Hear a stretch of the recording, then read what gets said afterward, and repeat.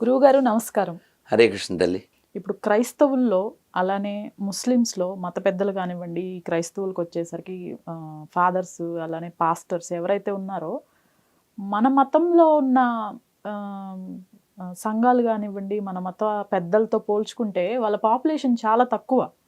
మరి మనం ఎందుకు కాపాడుకోలేకపోతున్నాం? మన దేవాలయాలను కానివ్వండి, గవర్నమెంట్ సైడ్ అడ్మినిస్ట్రేషన్ కరెక్ట్‌గా లేనప్పుడు మనం ఎందుకు దాన్ని తీసుకొని రాలేకపోతున్నాం? చెప్పనమ్మా. ఇప్పుడు క్రిస్టియన్స్కి ఎయిమ్ ఉంది, ఓ లక్ష్యం ఉంది. ముస్లిమ్స్కి ఒక లక్ష్యం ఉంది. అందరినీ మతం మార్చేసి ఓకే. వాళ్ళ మతం వాళ్ళే ఉండాలి అనే కాన్సెప్ట్. మనకు అలాంటిది లేదుగా. అసలు మనకు ఆ కాన్సెప్ట్ లేదు. మనం అబ్దుల్ కలాం ఫోటో మనం పెట్టుకుంటాం. నాకు తెలిసి ఏ ముస్లిం ఇంట్లో ఉంటుందని నేను అనుకోవట్లే.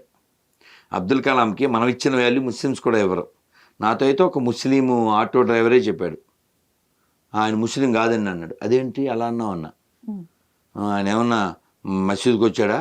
ఆయన ఏమో తిరుమల పోయేవాడు, ఆయన వీణ వాయిస్తాడు, ఆయన బోధగా చదువుతాడు అన్నాడు.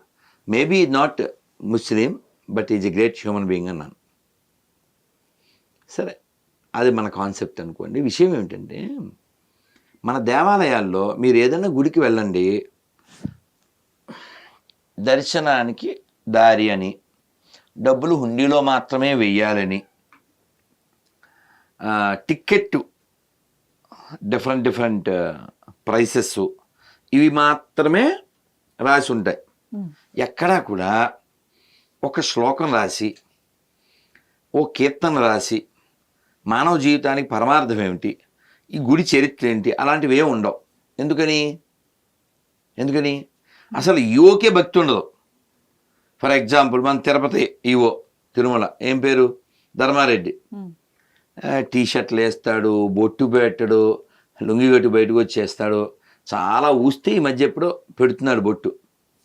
అసలు టీటీడీ అనేది ఒక వ్యవస్థ దేని ఆధారంగా నడుస్తుంది?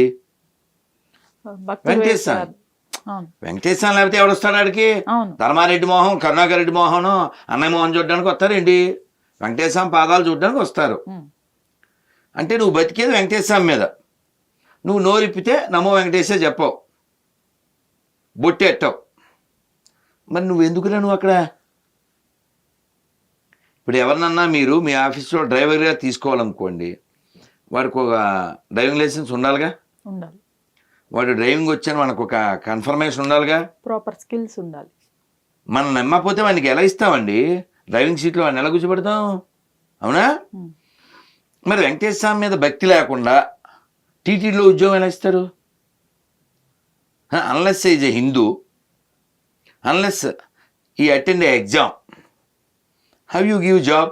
నేను 6-7 ఏళ్ల క్రితం అడిగా, టీటీడీలో అందరూ హిందువులే అని ఒక స్టేట్మెంట్ ఇవ్వండి అని అడిగా. ఫర్ ఎగ్జాంపుల్ ఇప్పుడు నేను మిమ్మల్ని అడుగుతున్నాను, మీ ఆఫీస్లో స్టాఫ్ ఎంతమ్మా? 10 మంది ఉంటారా? 16 మెంబర్స్. 16 అందరూ హిందువులేనా? లేదు సార్. ఇప్పుడు నువ్వు చెప్పావుగా అమ్మా, నువ్వు చెప్పావు కదమ్మా, ఇలా చెప్పచ్చు కదా. చెప్పరు. నేను ఇలా మాట్లాడితే వీడియో కింద కామెంట్లు పెడతారు, అంతే.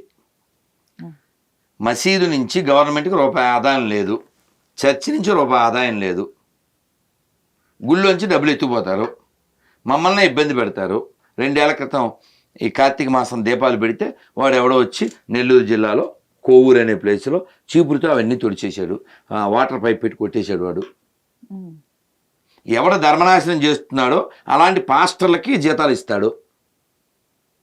పాస్టర్ల జీతాలు ఎందుకు ఇవ్వాలి? పోరంబోకులు వాళ్ళు. మీరు ఏం ఎడిట్ చేయకూడదు. పాస్టర్లు పోరంబోకులు స్టేట్మెంట్ ఇస్తున్నాను, నేను నిరూపిస్తా. ఎవరికి ఉపకారం చెప్పండి? ఎవరికి ఇవ్వాలి జీతం? అన్నం పెట్టే రైతుకి ఇవ్వాలి,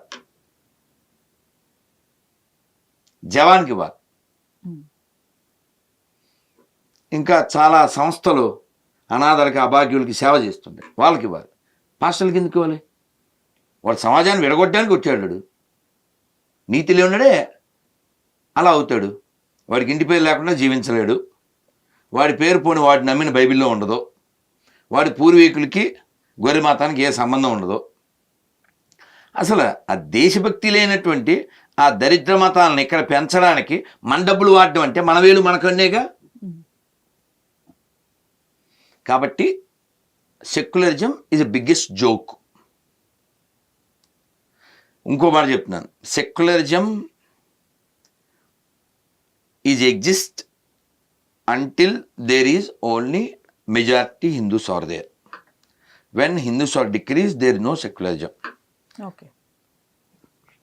పోనీ హైదరాబాద్లోనే ఉన్నాం కదా, సెక్యులరిజాన్ని నిరూపిద్దాం అనుకుంటే ఎవరైనా అంటే నేను మాట్లాడితే ఇంకా హట్ అయి వస్తారు, కానీ సెక్యులర్ డాగ్స్ అంటాను, కుక్కలు హట్ అవుతాయి. ఎవడైనా సరే పాత బస్తీలో బంద్ చేసేద్దాం రండి వచ్చింది. సెక్యులరిజం బయ్యా బయ్యా అంటారు కదా కుయ్యగాళ్ళు, ఏడా సెక్యులరిజం ఓన్లీ హిందువులు ఉన్న చోటే ఉంటుంది తెలుసా. మీరు ఇంకో ఉదాహరణ చెప్తాను, ఎప్పుడు నా మత కలహాలు గొడవలు జరిగినాయి అనుకోండి, చెక్ చేయండి, అక్కడ హిందువులు మైనారిటీగా ఉన్న చోటే జరుగుతాయి. ఎందుకని మొన్న తమిళనాడులో వాళ్ళు 70% అయ్యారట ముస్లిమ్స్, అందుకని గుళ్ళో మైక్ అది పెడుతున్నారు, వాళ్ళ గుళ్ళో ఈ పూజలు అవి చేయకూడదు మూసేయాలి అని మూసేశారు. తర్వాత కోర్టుకి వెళ్తే ఏదో చెప్పింది. కాబట్టి ఎవరైనా సెక్యులరిజం అంటే ఆడు దొంగ, అబద్ధం. కాబట్టి